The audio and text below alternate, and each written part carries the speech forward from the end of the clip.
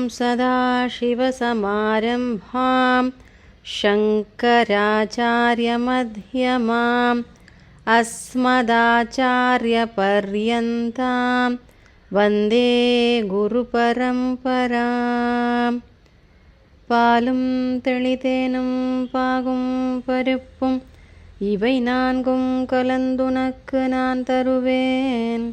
கோலம் செய் துங்கக் கரிமுகத்து தூமணியே நீ எனக்கு சங்கத்தமிழ் மூன்றும் தா.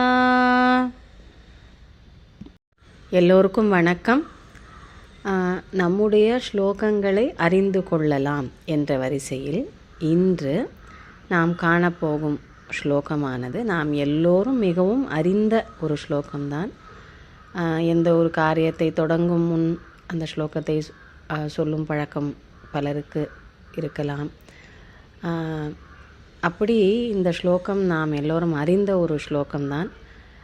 அந்த ஸ்லோகத்தினுடைய ஒரு வியாக்கரண ரீதியாக, அதாவது சிறிதளவில் அந்த இலக்கண விஷயங்களையும் பார்த்து பதச்சேதம் செய்து அதனுடைய அந்த ஒவ்வொரு பதத்தினுடைய அர்த்தத்தையும் பார்த்து அது ஒரு உரைநடை வரிசையில் அமைத்து கொண்டு அதனுடைய தாத்பரியம் என்ன என்று நாம் பார்க்கலாம்.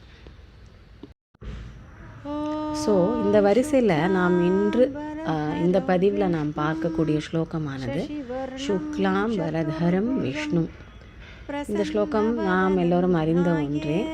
விஷ்ணு சஹஸ்ரநாமத்துடைய தியான ஸ்லோகத்தில் முதல் ஸ்லோகமாக இதை நம்ம சொல்லிட்டு நம்ம பாராயணத்தை தொடர்ந்து சொல்கிறோம் இல்லையா. அப்புறம் ஆதித்ய ஹிருதயம் போன்ற ஸ்தோத்திரங்களில் கூட இது முதல் ஸ்லோகமாக தியான ஸ்லோகத்தில் வருது. ஸோ அப்படி இந்த ஸ்லோகத்தை மூன்று கடவுளுக்கு உரிய ஸ்லோகமாக எண்ணி தியான ஸ்லோகமாக நினைத்து நாம் பாராயணம் செய்யலாம் என்று 3 விதமான கருத்துக்கள். அதாவது என்னென்னா, முதல்ல விஷ்ணு, அதுவும் விஷ்ணு சஹஸ்ரநாமத்துடைய ஆதியில் தியான ஸ்லோகமாக வர்றதுனால இது விஷ்ணு பகவானுக்கு உரிய ஒரு தியான ஸ்லோகம்னு ஒரு சிலருடைய கருத்து. இன்னொன்று என்னவென்றால், வெண்மையான ஆடை அணிந்தவர், விக்னங்களை போக்குபவர் என்றெல்லாம் விஸ்வக்சேனருக்கும் அது போன்ற குணங்கள் கூறப்படுகின்றது என்பதால் இது விஸ்வக்சேனர், அதாவது விஷ்ணு பகவானுடைய சேனாபதியான விஸ்வக்சேனரை குறிக்கும் ஒரு தியான ஸ்லோகம் என்றும், முழுமுதற் கடவுளான கணங்களின் நாயகனான விக்னங்களை அழிப்பவரான பிள்ளையாரை விநாயகனை குறிக்கும் ஒரு தியான ஸ்லோகம் என்றும் ஒரு கருத்து உள்ளது. ஸோ இப்போ நம்ம இந்த பதிவில் இது ஒரு பிள்ளையாருக்கு உரிய ஒரு தியான ஸ்லோகமாக இதை நம்ம நினைத்து அந்த ரீதியில் தான் இந்த ஸ்லோகத்தினுடைய கருத்தை நாம் அறிய முயல்வோம். ஓம் சுக்லாம் வரதரௌ விஷ்ணும் சசிவர்ணங் சதுர்புஜம் பிரசன்னவதனம் த்யாயேத் சர்வ விக்னோபசாந்தயே. ஸோ இப்போ இந்த ஸ்லோகத்தை நம்ம பதம் பிரித்து அன்வய கிரமத்தில் ஒரு உரைநடை வரிசைப்படுத்தி இதோடைய அர்த்தத்தை புரிஞ்சுக்கலாம். ஸோ இப்போ பார்த்தோன்னா சுக்லாம் பரதரம் சர்வ விக்னோபசாந்தையே அப்படின்ற அந்த பதங்கள் எல்லாமே சமஸ்த பதம் சொல்லுவாங்க, அதாவது கூட்டுச்சொல். கருமையான மேகம், அதை நம்ம கருமேகம்னு சொல்கிறோம் இல்லையா, அந்த மாதிரி ஒரு சிம்பிளாக நம்ம புரிஞ்சுக்கோன்னா அதை ஒரு காம்பவுண்ட் வேர்டு சமஸ்த பதம்னு சொல்கிறாங்க. ஸோ அந்த மாதிரி சமஸ்த பதங்கள் இருக்குது. அதை நம்ம பிரிக்க வேண்டாம். அந்த சமஸ்த பதம் ஒரு பதமாக தான் நம்ம அதை பார்க்கணும். அதே மாதிரி பிரசன்னவதனம் அதுவும் ஒரு சமஸ்த பதம். ஸோ அதனால் அந்த மாதிரி 2 சொற்கள் சேர்ந்தது, ஆனால் அது ஒரு கூட்டுச்சொல்லாக இருக்குது. அதனால் அதை நம்ம பிரிக்க மாட்டோம் பதம் பிரிக்கிறப்போ. ஸோ இப்போ இந்த ஸ்லோகத்தை பார்த்தோன்னா வினைச்சொல், அதாவது கிரியாபதம் என்னன்னு பார்த்தோன்னா தியாயேத். தியாயேத் அப்படிங்கிறது தியானிப்பாயாக அப்படின்ற சொல்கிற மாதிரி தியாயேத். ஸோ யாரை தியானிப்பாயாக? யாரை அப்படின்னு நம்ம சொல்கிறப்போ ஐ வருது இல்லையா, இரண்டாம் வேற்றுமை உருவு. ஸோ அதுக்கு உரிய பதங்கள் எல்லாமே வந்து இரண்டாம் வேற்றுமை உருவு கொண்ட பதங்களா, அதாவது சுக்ல ஆடைகளை அணிந்தவரை, விஷ்ணுவை, வெண்மையான நிறத்தவரை அப்படின்ற மாதிரி அது எல்லாமே வந்து இரண்டாம் வேற்றுமை உருவு, அதாவது த்வித்தியா விபக்தியில் அதோடைய சொற்கள் எல்லாமே த்வித்தியா விபக்தியில் வருது. ஸோ அப்போ தியாயேத்,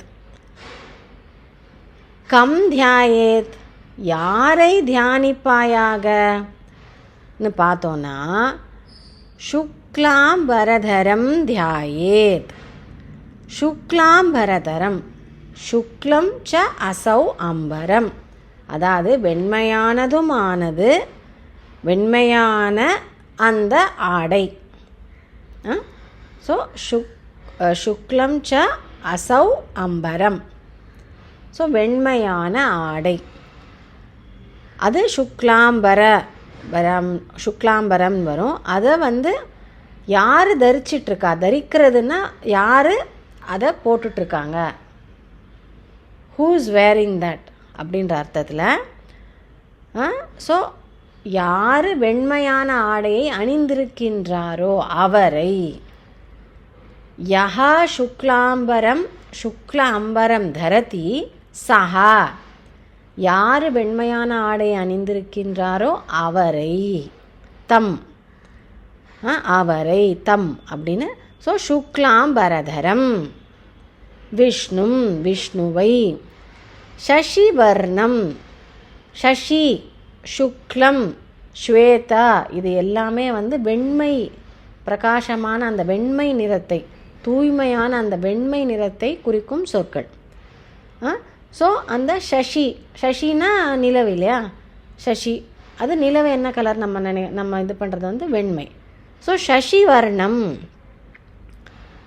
நிலவினுடைய வர்ணத்தில் இருப்பவரை, சதுர்புஜம், 4 கைகளை கொண்டவரை, யஸ்ய சதுர்புஜாக சந்தி, அதாவது யாருக்கு 4 கைகள் இருக்கின்றதோ அவர், சஹா அவரை, தம். ஸோ சதுர்புஜம், 4 கைகளை கொண்டவரை, பிரசன்ன வதனம், அவருடைய முகம் வதனம் எப்படி இருக்குதான், பிரசன்னமாக இருக்குன்னா எப்போயுமே வந்து மகிழ்ச்சியாக இருக்குதான். ஸோ அந்த மகிழ்வான அந்த முகத்தை பார்க்கும்பொழுது நாமும் மகிழ்ச்சி அடைகிறோம். ஸோ அப்படி ஒரு அழகான சௌந்தரியமான ஒரு பிரசன்ன வதனத்தை கொண்டவர். பிரசன்னம் ச அசௌ வதனம், பிரசன்னமான முகத்தை கொண்டவரை. ஸோ எதுக்காக தியானிப்பாயாக? ஸோ இப்போ வந்து தியாயேத், கம் தியாயேத், யாரை தியானிக்க வேண்டும் அப்படின்றத பார்த்தோம். யாரை தியானிக்கணும் அப்படின்னா விநாயகரை தியானிக்கணும் இல்லையா, விநாயகரை தியானிப்பாயாக. எப்படிப்பட்ட விநாயகர்? சுக்லாம்பரதரம், சுக்ல அம்பரத்தை தரித்தவர், அதாவது வெண்மையான ஆடைகளை அணிந்தவரை, விஷ்ணுவை, நிலவு போன்ற வர்ணத்தில் இருப்பவரை, 4 கைகளை கொண்டவரை, பிரசன்ன வதனத்தை உடையவரை, பிரசன்னமான அந்த வதனத்தை அந்த வதனத்தை உடையவரை தியானிப்பாயாக. எதற்கு தியானிக்க வேண்டும்? நான் எதற்கு அவரை தியானிக்க வேண்டும்? அந்த முழுமுதற் கடவுளான விநாயகரை, விக்னங்களை போக்குபவரை, அவருக்கு நிகரான ஒரு நாயகன் இல்லாத அந்த விநாயகரை எதற்காக நான் தியானிக்க வேண்டும் என்றால், சர்வ விக்ன உபசாந்தையே. சர்வ விக்ன, அப்போ எல்லா விக்னங்களும், உபசாந்தையே, அது எல்லா விக்னங்களும் என்னை விட்டு விலகி செல்ல,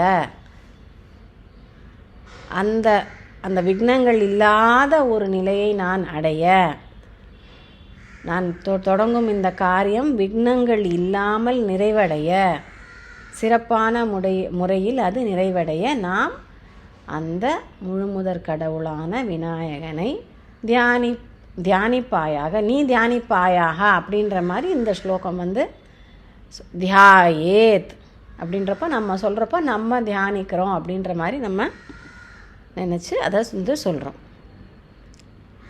ஸோ இதுதான் இந்த ஸ்லோகத்தோட ஒரு தாத்பரியம். धन्यवादः. पुनर्मिलामः. यदक्षरपदभ्रष्टं मात्राहीनं तु यद्भवेत् तत्सर्वं क्षम्यतां देव प्रसीद परमेश्वरः.